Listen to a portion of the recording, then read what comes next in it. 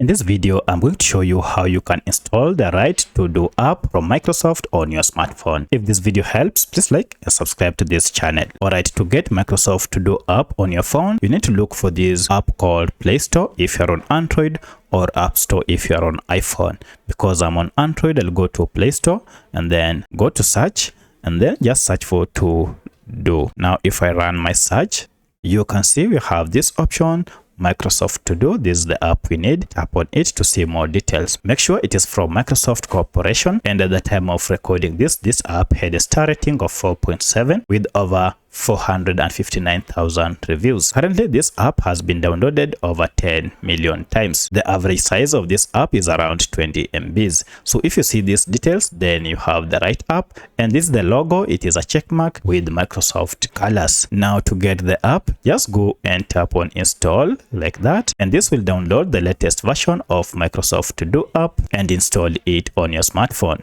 Once the app has been installed, you can proceed and open it from here. Or if you go back and go to your apps, now you can see we have our app here. Tap on it and you can see the opening logo. It has the same check mark. Now you can sign in or create an account with Microsoft if you don't have one. So that's how you can install the right Microsoft To Do app on your smartphone.